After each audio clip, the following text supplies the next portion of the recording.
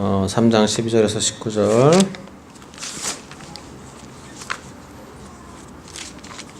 히브리서 3장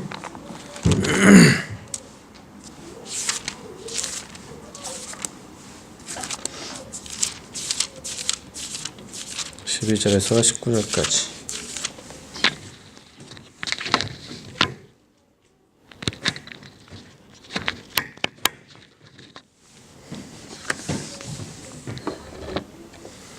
우리 3장 뭐가 안 나와.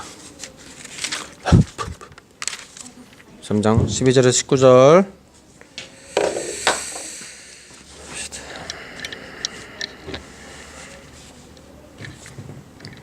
12절에서 19절까지 우리 한 목소리로 같이 읽어봅시다. 다 성경이 틀리죠?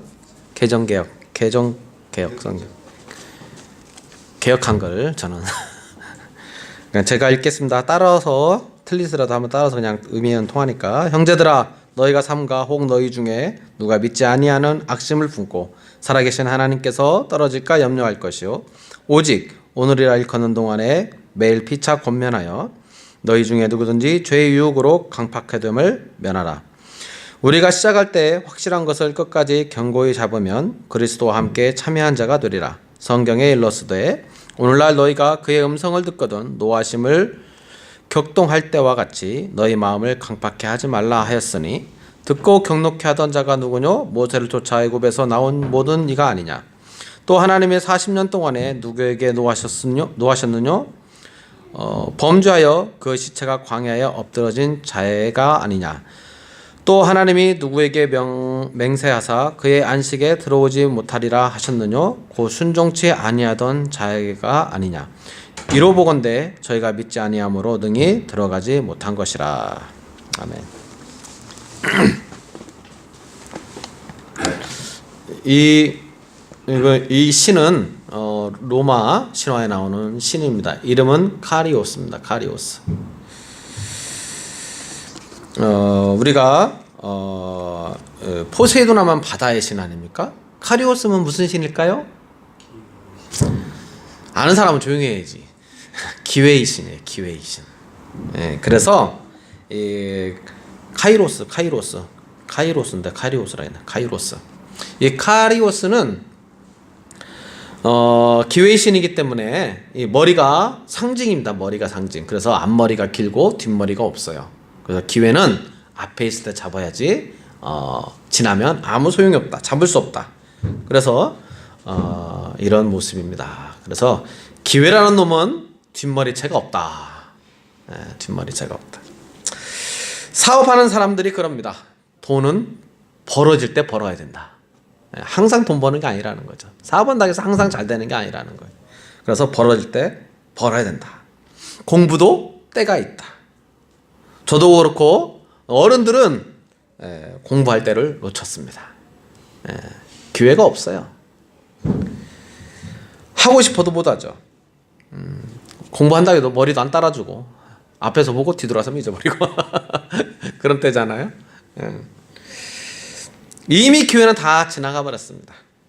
공부한다고 해도 설사 공부할 기회가 주어서 공부한다고 해도 그 공부 가지고 인생을 살려고 공부하는 것은 아니라는 거예요.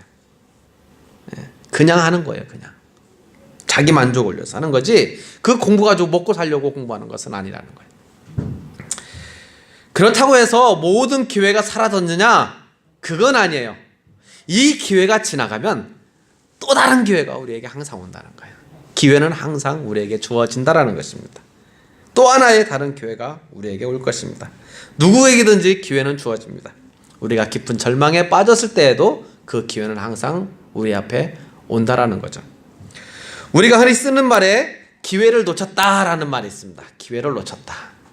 근데 이 기회를 놓쳤다라기보다는 우리는 이런 표현을 쓰는 게 더 좋을 것 같아요. 기회를 버렸다. 기회를 버렸다. 우리는 계속해서 기회가 우리 앞에 오지만 우리가 기회를 잃어버리는 게 아니라 놓치는 게 아니라 우리가 그 기회를 버리는 거예요. 그 기회를 붙잡고 그 기회를 살려가지고 우리가 그 기회를 붙잡아야 되는데 살려야 되는데 우리는 그 기회를 그냥 흘려보냅니다. 놓치는 게 아니에요. 우리는 그냥 기회를 버리는 거죠. 그렇다고 일단 놓친 기회, 그 기회는 다시 오지 않는다라는 것. 그래서 사람들이 기회를 버리고 나서는 후회하고 그런 모든 그런 감정에 휩싸이면서 사는 것이 인간의 그러한 삶이 아닌가, 그런 생각도 해봅니다. 가끔 우리 주위에 늦게 공부하시는 분들이 있어요. 백발이 돼서 대학교에 들어갔다, 만학도다, 뭐 졸업한다. 이번에도 어김없이 한 분이 뉴스에 나왔더라고요. 만학도. 누구냐면 이 김갑조 할머니. 빛나는 졸업장을 타는 언니께 90세의 영광을, 이 졸업식 만학도 할머니 해가지고 올해도 역시 할머니 90세 드신 할머니가 졸업을 했습니다. 대학교. 이런 분들 보면 참 아름답기도 하고 한편으로는 안타깝기도 하고 애처롭기도 하고 그렇습니다. 이런 분들은요, 학교 가잖아요, 절대 지각하지 않습니다. 공부를 얼마나 앞에 앉아서 얼마나 열심히 하는지 몰라요. 집중합니다. 가장 먼저 와서 가장 늦게 가고, 학습 태도도 얼마나 좋은지 눈이 번쩍번쩍 빛납니다. 성실한 모범생이죠. 이 할머니 그 글을 한번 봤어요. 밑에 써 있는 걸. 그때 이런 글이 나와요. 6.25 전쟁으로 인한 경제적 어려움과 또 여자라는 이유로 공부할 기회를 잃었다가 당당히 늦깎이 졸업생이 된 만학도 할머니들의 사연에 감동을 주고 있다. 90세 이영로 할머니는 최고령자임에도 불구하고, 이영로 할머니 이분은 결석이나 조퇴 한 번에 없이 성실한 학교 생활로 갱년상을 수상한다. 항상 새로운 것을 열의가 가득하고 온화한 미소와 건강한 심신이 이 할머니의 트레이드 마크다. 80세 김갑조 할머니, 양원초등학교에서 쓴 4년간의 일기를 모아 졸업을 앞두고 책을 출간한다. 그의 책에는 깔끔한 문장력과 함께 인생 철학이 담겨있다. 지난날 배우지 못해 봤던 서름과 무시, 억압을 글로 아름답게 승화시켰다. 예, 그죠? 열심히 출석하고 결석 않고 조퇴 없이 성실한 학교 생활. 저희 어머니도 그렇습니다. 아름다운 여인이 두 여인이 나오죠. 저희 어머니인데, 저희 어머니도 학교를 2개 다녀요. 월요일날, 화요일날에는 동네 경로당에 있는 한글 학교를 다니시고, 수요일날, 목요일은 읍내에 나가서 학교를 다닙니다. 수학도 배우고 한글도 배우고 그렇습니다. 얼마나 열심히 다니는지. 몸이 아프셔서 대전 을지병원에 올 때면 학교 못 가서 막 안타까워하세요. 오후에 잡으라고. 오전 학교 갔다 오게. 그럴 정도로 매우 열심히 나가셔요. 재밌어요. 그런데 이번에 한 달 전에 그 시골에 갔다 왔는데, 부모님 댁 갔다 왔는데 감동적인 시를 발견했습니다. 저희 어머니가 지은 시인데 얼마나 감동적인지. 오늘 아침에도 제 아내한테 내가 우리 엄마한테 가서 나중에 선물을 달라고 하겠다. 그 뭐니? 그 시 액자로 딱 만들어서 해놨는데 너무나 감동적이에요. 뭐라고 써있는지는 잘 몰라요. 근데 그 의미는 뭐냐? 한글을 배우고 싶다는 거예요. 배워서 뭐 할 거냐? 사랑하는 아들에게 사랑한다고 편지를 쓰고 싶다는 거예요. 그것을 시로써 한 4줄인가 5줄 되는데 그거 읽고 얼마나 감동인지. 한글을 배워서 사랑하는 아들에게 사랑한다고 편지 쓰고 싶다. 얼마나 열심히 공부하는지 몰라요. 배우고 뒤돌아서면 잊어버리고 그래요. 요즘 알츠하이머 치매죠. 치매에 걸리셔가지고 자주 방금 얘기한 것도 까먹으시고 방금 얘기한 것도 까먹으시고 그러시는데 그래도 얼마나 열심히 하시는지. 글을 쓰시는 거 보면 참 잘 쓰셔요.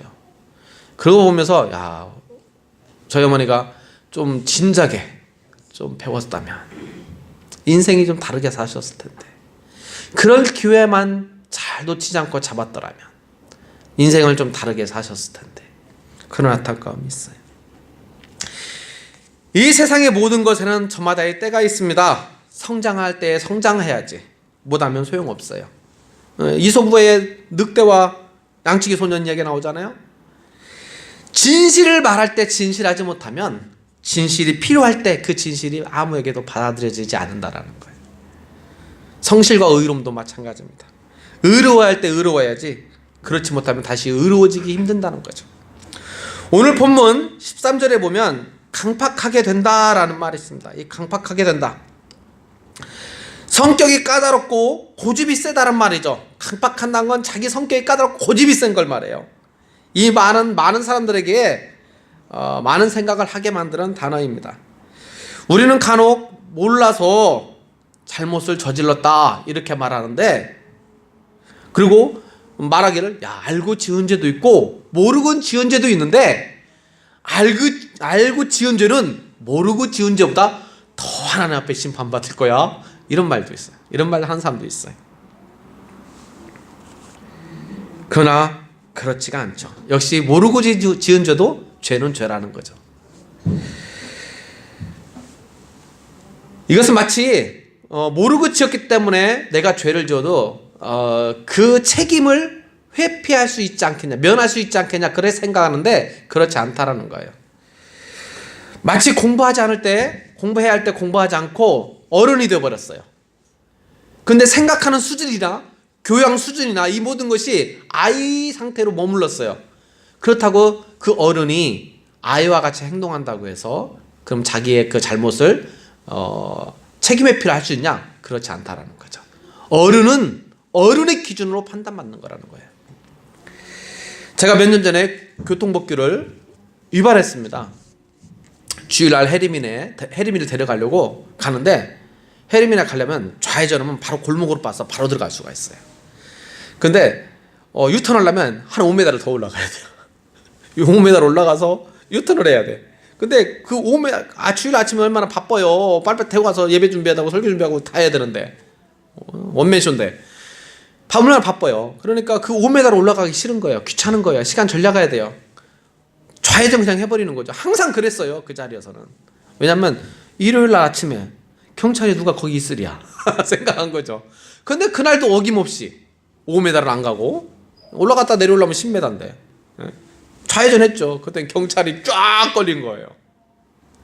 경찰한테 걸려가지고 아이고 불법 좌회전하셨다고, 중앙선 침범하셨다고, 운전면허증 빼시라고 해가지고 범칙금을 받았죠. 그때 제가 교통경찰에게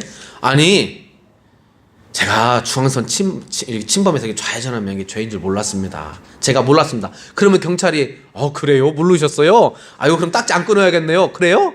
아니죠. 야 너 운전면허 어떻게 땄냐? 여태까지 그 나이 먹도록 그게 죄라는 걸 몰랐어? 그런 기준으로 판단하지 내가 몰랐다고 해서 그걸 믿지 않는다라는 거죠. 그러니까 우리가 모르고 죄를 지었다고 해서 그것이 책임 회피가 되는 게 아니라는 거예요. 면책이 되는 게 아니라는 거죠. 우리 건강도 마찬가지입니다. 어느 순간 갑자기 건강이 나빠져서 확 죽는 게 아니라는 거예요. 건강이 나빠지는 건 서서히 오는 거예요. 요즘 많은 게 당뇨병이니 고지혈증이니 그런 것들이 많은데, 고혈압 이런 게 많은데, 이것들이 하루아침에 온다는 게 아니에요. 오는 게 아니에요. 서서히 옵니다. 서서요. 좀 지나가니까 팔다리가 저리더라, 저림이 오더라, 이게 이제 초기 증세가 시작되는 거죠. 이런 병들은 의사들의 말에 의하면 서서히 오는 거예요. 서서히. 그러면 이런 증세들이 오면 적신호가 왔기 때문에 우리가 음식도 조절해야 되고 건강 운동도 해야 되고 살도 빼고 그러는데, 우리가 계속 그런 걸 절제하지 않고 계속 먹는다면 우리는 그것이 어느 한계점에 도달하면 우리는 그냥 쓰러지게 되는 거죠. 이번에 병원에 갔더니 저보고 당뇨 증세가 조금 있대요. 그래서 답은 하나입니다. 그래요, 의사가. 뭔데요? 살 빼세요. 살 빼는 것만이 사는 길입니다. 살 빼는 것만. 모든 일에는 다 적절한 때가 있다라는 거예요. 건강하지 못한 책임이 누구에게 있어요? 저에게 있는 거죠. 내 자신에게 있는 거예요. 내가 그걸 몰랐는데요, 이것 먹으면 내가 고지혈증 걸릴지 혈십증 걸릴지 당뇨병 걸릴지 몰랐는데요. 아니요, 그건 몰랐다고 해서 면책되는 게 아니라는 거예요. 그건 다 내 책임인 거예요, 내 책임. 그래서 모든 일에는 다 적절한 때가 있는 것입니다. 우리의 양심, 우리의 마음, 여기에 어떤 가책이 오면은 거기에 귀를 기울이고 거기에 신경을 쓰면은 그 소리, 양심의 그 소리가 점점 발전해서 우리의 행동을 제한해요. 나쁜 죄를 지으면 죄를 짓지 않게 만듭니다. 그러나 그 양심의 소리, 그런 가책들을 계속 우리가 무시하고 그것들을 신경 쓰지 않고 내어버린다면 우리는 여전히 더 많은 것에 죄를 짓게 되고 그 양심의 소리는 나중에 우리에게 말하지 않을 거예요. 양심을 느끼지 않고 가책이 없는 삶이 어떻게 보면 참 편안한 삶 같습니다. 왜냐하면 그런 것들을 안 받고 그냥 죄를 지어도 하나 꺼리낌이 없는 거예요. 그럼 얼마나 그 삶이 그냥 단조롭고 좋아 보이는지 몰라요. 교회 다니는 것도요, 처음에 한두 번 빠지는 게 힘든 거지 나중에는 뭐 교회 빠지는 게 그냥 우습게 생각되는 거예요. 로마서 1장 2절 말씀 한번 보겠습니다. 앞에 있는데, 하나님께서 저희 마음의 정욕대로 더러움에 내어버려두사 저희 몸을 서로 욕되게 하셨으니. 우리가 하나님 말씀, 하나님의 주시는 음성, 우리의 양심, 이런 것에 대해서 무감각해지면 하나님도 우리에 대해서 탄식하게 되는데, 그 가장 대표적인 말이 어떤 말이냐면 내어버려둔다라는 거예요. 내어버려둔다. 하나님 말씀을 계속 외면하면 하나님은 그 말씀을 거역하는 자들에게 어떤 형벌을 내리냐면 그냥 내어버려두는 거예요. 포기해버리는 것입니다. 성경에 보면 무섭고 비참한 그러한 상황에 빠졌던 두 인물들이 나타나는데, 그 첫 번째가 누구냐면 이 가룟 유다입니다. 3년 동안 예수님을 따라다니는 제자였어요. 고생을 많이 한 제자입니다. 그러나 겨우 은 30에 예수님을 팔아버리죠. 성경에 보면 예수님이 이 가룟 유다에 대해서 네가 나를 배반할 것이라고 최소 5번을 이상 얘기합니다. 그리고 마지막에선 예수님이 이 가룟 유다 얼굴을 보면서 얘기해요. 야, 네가 나를 팔 것이다. 그리고 이 가룟 유다는 그렇지만 그 예수님의 말씀을 들었을 때 끝까지 자신의 생각이나 행동에 대해서 후회하거나 반성하지 않고 오히려 예수님의 그 말씀을 들었을 때 문을 열고 박차고 나가요. 그때 예수님이 뭐라고 말씀하세요? 네가 행하고 싶은 대로 해라. 네가 하고 싶은 대로 해라. 그건 자유를 주는 게 아니라 예수님이 이 가룟 유다에 대해서 포기하는 거예요. 이 가룟 유다가 하나님으로부터 버림받았음을 말씀하는 것입니다. 네가 하고 싶은 대로 해. 네가 하고 싶은 대로 해. 가룟 유다는 회개의 기회를 놓치는 거죠. 가룟 유다는 예수가 죽으신 후에 그 양심의 가책을 못 이겨서 그가 자살하죠. 그러나 그 죽음이 자기의 죄를 없애주는 게 아니라는 거예요. 가룟 유다는 회개할 기회를 놓쳐버립니다. 두 번째 부류가 누구냐면 바리새인들입니다. 예수님은 이들에게 많은 책망을 하시면서 회개할 기회를 주셨습니다. 남보다 많은 지식을 가졌음에도 불구하고 그들은 회개하지 않고 오히려 예수님께 도전했죠. 예수님이 하신 말씀을 보면 분명히 메시아거든요. 하나님께로 온 능력을 행하거든요. 병자를 고치고 죽은 자를 살리고, 그런 거 보면 분명히 이분은 메시아일 수밖에 없고 하나님의 아들일 수밖에 없고 하나님이 보내신 자라는 것을 하고 인정할 수밖에 없음에도 불구하고 이 바리새인들은 인정하지 않습니다. 도리어 뭐라고 그래요? 귀신 들렸다고 말해요. 귀신의 두목의 지시를 받아서 그런 일을 행한다고 말합니다.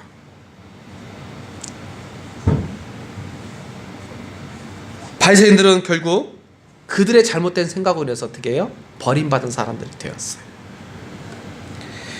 그들에게 예수님은 많은 회개할 수 있는 기회를 주었습니다. 그러나 그들은 마음을 돌이키지 않고 회개하지 않습니다. 마음이 어떻게 돼요? 더 강팍하게 되었죠. 기회가 날아가 버렸어요. 그래서 마음이 강팍하게 되었다. 그것은 뭐냐면 심판의 결과예요. 하나님 말씀을 듣지 않은, 하나님 말씀에 순종하지 않은, 양심의 소리에 순종하지 않은, 자기의 행동과 죄에 대해서 가책을 느끼지 못하고 계속 불순종하는 그러한 결과가 뭐냐? 강팍하게 되는 것입니다. 고집을 부리는 거예요. 이제 우리는 성령의 역사를 부인하거나 거부할 때 심판을 받으며 그 심판의 결과로 뭐가 나타나요? 강팍하게 되는 그런 것을 우리가 이 시간 들어봤는데, 그럼 어떤 방법으로 이 강팍하게 됨을 면할 것인가? 그럼 해결함이 뭐가 있는가? 그 말씀을 한번 살펴보고자 하는 것입니다. 어떤 방법으로 이 강팍하게 됨을 면할 수 있겠는가? 오늘 13절에 보면 어떤 말씀이냐면 오늘이라 일컫는 동안 이란 말이 나요. 오늘이라 일컫는 동안. 우리는 과거, 현재, 미래를 살고 있는데 어떤 사람이 그랬대요. 과거는 현재가 지나온 발자취요, 미래는 현재가 앞으로 나아갈 시간이다. 그래서 우리에게 가장 중요한 건 과거도 아니고 미래도 아니에요. 언제예요? 지금이에요. 지금. 현재가 가장 중요한 것입니다. 오늘. 그래서 성경, 예수님도 뭐라고 말씀하십니까? 오늘의 염려는 오늘로 족하다. 내일의 염려는 내일 하라는 거야. 오늘로 족하다. 오늘 지금이 가장 중요하다고 말씀하는 것입니다. 바로 이 순간, 하나님의 말씀을 듣고 있는 이 순간이 우리에게 가장 중요하다라는 거예요. 우리가 하나님 말씀 때문에 갈등하고 고민하고 밤새 생각하고 그런다면 우리에게는 그런 기회가 주어지는 거죠. 회개할 수 있는 기회, 하나님 말씀을 따를 수 있는 기회가 주어지지만, 그렇지 않다면 우리는 강팍하게 된다는 것입니다. 우리가 일상생활 살 때 이런 말을 종종 할 경우가 있어요. 저 사람이 무슨 마음으로 그런 말까지 할 수 있을까? 저 사람이 무슨 마음으로 저런 말을 하지? 나한테. 도저히 할 수 없는 말까지 할 때가 있어요. 왜 저 사람이 나한테 저런 말을 할까?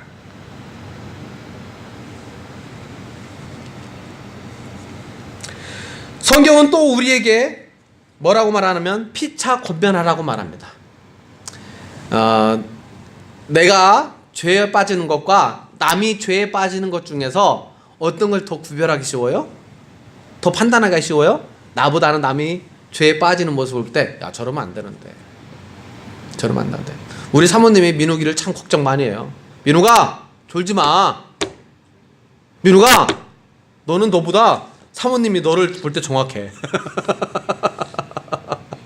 사모님이 우리 민욱이를 얼마나 걱정하는지 몰라. 민우 사모님이. 나보고 얘기하래. 우리 민욱이 제발 학교 생활 많이 하지 말고, 활동 많이 하지 말고, 학업에 좀 충실하고, 교회 생활 좀 충실하고, 그랬으면 좋겠다고. 얘기 좀 하래, 민욱아.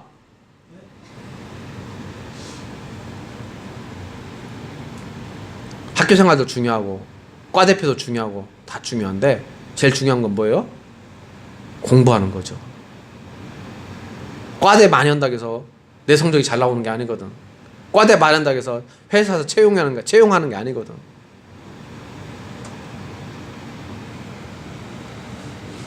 그래서 우리는 피차 권면해야 돼요. 상대방의 말을 듣고 이해할 수 있도록, 우리가 죄에 빠지지 않도록 서로 피차 권면하고 노력하라는 거죠. 여러분은 죄의 유혹을 의식하십니까? 상대방이 죄의 유혹에 빠져 들어가는 것을 우리는 알 수가 있어요. 그때 우리는 권면하는 거죠. 그렇게 살지 말라고. 근데 쉬워요? 어렵죠. 제 아내가 저한테 그렇게 살지 마! 그러면 어우, 듣기 싫어 죽겠어요. 듣기 싫어 죽겠어. 당신은 기도해? 큐티해? 그래! 나 한다! 출근해서 한다 왜? 막 얘기하죠. 나는 잠 못 자면서 새벽 5시 반에 일어나서 기도해! 당신은 기도해! 그러면 나도 해. 하려고 노력해. 그냥 보이는 거예요. 내가 전부 다 많이 못한다는 것이 보여. 나는 내 스스로에게 위로해요. 내가 바빠서 못해. 나는 지금 피곤해서 못해. 할 시간이 없어서 못해. 막 나를 합리화시키죠. 네. 성령이 내 안에서 야, 좀 기도 더 해야지 않겠니? 말씀 더 봐야지 않겠니? 큐티만 가지고 너 되겠니? 더 해야지.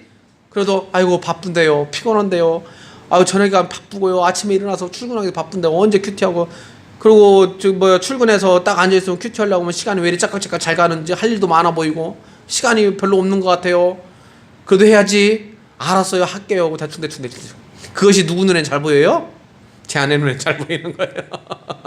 나는 나를 합리화시키라고 내 자신을 잘 못 봐요. 그러나 제 아내는 저 잘 봐요. 그래서 맨날 얘기해요. 똑바로 해. 똑바로 해. 기도 생활 똑바로 하고 있어. 기도 생활 똑바로 하고 있어. 그래서 우리가 서로를 권면하는 거예요. 잘 보여요. 내 거는 안 보이지만 남의 건 잘 보여요. 사람. 그래서 피차 서로 권면해야 되는. 우리가 죄의 유혹으로부터 벗어나지 못하거나 죄가 죄로 보이지 않고 죄인이 영웅으로 보인다거나 불의가 불의로 보이지 않는다면 우리는 심각한 상태에 빠진 거죠. 우리가 죄가 죄로 보인다면 우리는 구원받을 가능성이 있는 거예요. 아, 내가 지금 죄를 짓고 있구나, 내가 잘못된 방향으로 가고 있구나라고 생각한다면 우리에게는 돌이킬 수 있는 기회가 주어지는 거예요. 오늘 본문은 출애굽 당시를 회고하면서 기록한 내용이 있습니다. 이스라엘 백성은 모세가 많은 기적을 행하면서 그런 기적 속에서 살아요. 이 출애굽과 출애굽 후회고 나서도 많은 기적 속에서 행합니다. 모세가 막 틈틈이 기적을 일으켜서 하나님의 능력을 보여줘요. 애굽에서 탈출시키기 위해서 10가지 재앙을 일으키죠. 홍해도 가르죠. 반석에서 물도 나오죠. 만나와 메추라기도 먹죠. 얼마나 많은 헤아릴 수 없는 기적 속에서 삽니다. 그런데도 이스라엘 백성들을 보면 항상 원망해요. 항상 원망합니다. 하나님의 기적 속에 묻혀 삶에도 불구하고 이스라엘 백성들은 항상 원망해요. 하나님 말씀을 구체적으로 듣고 부딪히고 경험하면서도 하나님께 순종하지 않다가 심판받는 사람들이 누구예요? 이스라엘 백성들입니다. 그리고 애굽에서 탈출한 세대는 가나안 땅에 들어가지 못하는 그러한 심판까지 받지 않습니까? 16절 한번 보세요. 16절. 듣고 경록해 하던 자가 누구냐? 모세를 쫓아 애굽에서 나온 모든 이가 아니냐? 하나님을 경록해 하던 자가 누구예요? 이방인입니까? 애굽 사람들입니까? 아닙니다. 누구예요? 이스라엘 백성들이에요. 하나님의 기적 속에 묻혀 살던 이스라엘 백성들이 하나님을 경록해 했어요. 모세의 인도로 애굽 땅에서 탈출한 이스라엘 백성들이 하나님을 노하게 만들었어요. 주님의 인도하심으로 출애굽했음에도 불구하고 강박한 마음으로 인해서 약속의 땅인 가나안에 들어가지 못하는 그런 심판을 받은 것이 얼마나 안타깝고 비참한 이야기입니까? 제가 군대에 있을 때 헬리콥터를 타본 게 유일한 비행기를 타본 거예요. 비행기를 한 번도 못 타봤어요. 근데 헬리콥터를 한 번 뚝 타봤는데 눈 감았다 뜸뻑 뜨니까 뭐 땅이 저 아래에 있는 거예요. 얼마나 빠르게 쭉 올라가는지. 올라가는 거, 이거 뭐야, 올라가는 거 봐야 되겠다. 비행기가 한번 이륙하는 걸 늦게 봐야겠다고 했는데 그 느낄 새가 없는 거예요. 눈 감았다 떴는데 벌써 저 꼭대기에 있는 거예요. 여기가 어디야? 그 봤더니 집들이 조그맣게 보이는 거예요. 금방 떴더라고요. 옛날에 한번 우리나라 비행기가 소련 땅에 간 적이 있어요. 소련 땅에 옛날 얘기예요. 소련 땅에 간 적이 있는데 가지고 도움 받아서 다시 돌아온 적이 있었는데, 그때 왜 소련 땅에 갔냐 했더니 나침판이 잘못 고장났다는 거예요. 나침판이 고장나가지고 방향을 못 잡아서 갔다라는 거예요. 기술 조종사가 아무리 뛰어나도, 비행기가 아무리 좋아도 나침판 없으면 그 비행기는 끝나는 거예요.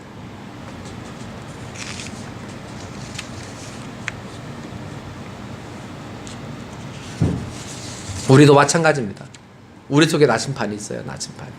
우리 안에 있는 나침판이 고장나지 말아야 돼요. 우리 안에 있는 나침판이 고장나면 우리의 삶, 우리가 가지고 있는 돈, 명예, 건강 아무 소용없어요. 그런 것들이 아무런 우리에게 도움이 되지 않습니다. 우리는 이러한 사건들 속에서 우리가 하나님 말씀을 깨달아야 되는 것입니다. 오늘도요, 예수님은 우리를 문 밖에서 우리를 두드리고 계세요. 우리 마음 밖에서 지금도 여전히 두드리고 계세요. 하나님 말씀을 듣고 있는 여러분에게 예수님도 지금도 두드리고 계세요. 그러면 우리는 나침판을 하나님 앞에 고정시켜야죠. 그리고 그 말씀을 들으려고 노력을 해야 돼요. 신경을 써야 돼요. 고민해야 돼요. 왜 하나님이 나에게 마음문을 두드릴까? 우리는 고민해야 돼요. 내가 왜 이 자리에 교회 나와서 있을까? 억지로 나왔어요. 힘들게 나왔어요. 왜 하나님은 그럼에도 불구하고 나를 이 자리에 앉게 하셨을까? 고민해야 되는 거예요. 생각해야 되는 거예요. 40년 동안 하나님의 끊임없는 은총 속에 살면서도 원망하고 거부하고 반항만을 계속하다가 마침내 심판을 받은 이스라엘 백성 같은 어리석음을 우리는 범치 않기를 바라야 되는 거죠. 오늘이라 일컫는 날에 우리가 스스로 권면도 하고 또 스스로 진단도 하면서 강팍하게 됨을 우리는 면해야 되는 것입니다. 우리는 선택해야 됩니다. 어떻게 살 것인가? 우리가 어떤 삶을 결정할 것인가? 우리는 선택해야 돼요. 나의 마음을 강팍하게 할 것인가? 않을 것인가? 나는 지금까지 이런 삶을 살아왔는데 이것이 잘못됐다는 것을 우리가 알았다면 이것을 버리고 과감하게 하나님 쪽으로 방향을 둘 수 있는 그 선택이 우리에게 있어야 된다는 거예요. 나의 고집된 그 마음을 버리고 하나님께 돌이켜야 되죠. 그게 우리의 선택이 돼야 돼요. 그러나 우리의 선택이 계속 강팍한 쪽으로 간다면 우리는 심판의 결과를 알죠. 강팍해 되는 거예요. 멸망하는 것입니다. 그러나 우리가 하나님 앞에 선택을 제대로 한다면 하나님은 우리에게 은혜를 부어주십니다. 우리의 나침판이 바른 방향을 가리킬 수 있도록, 그래서 내가 가진 건강, 내가 가진 돈, 내가 가진 명예, 내가 가지고 있는 누리고 있는 모든 것들이 제대로 갈 수 있도록, 그것들이 내 인생을 살리는 길이 될 수 있도록, 도움의 방법이 될 수 있도록 해야지. 그렇지 않다면 그것들은 아무것도 아니라는 거예요. 요즘 계속해서 이제 나이 50대니까 많은 생각을 하게 됩니다. 우리 어르신 계신데 많은 생각을 해야 돼요. 내 나이 벌써 50이야. 야, 인생 별거 아니구나. 별거 아니구나, 인생이. 이렇게 살다가는 정말 별거 아닌 인생이 되겠구나. 금방이죠. 야, 젊었을 때는 막 돈이라도 좀 더 벌고, 성공도 하려고 하고, 막 뭐라도 하나 더 움켜쥐려고 그렇게 했었는데, 야, 지금 생각하니까 지금은 그것도 중요하지만, 야, 이렇게 가다 인생 끝나겠구나 라는 생각이 들어요. 인생 별거 아니구나. 근데 그 별거 아닌 그 인생이 나침판마저 잊어버린다면, 고장난다면 정말 그 인생은 멸망하는 거예요. 멸망하는 거예요. 여러분 왜 공부해요? 그 공부하는 목적이 나침판을 잘 잡아요.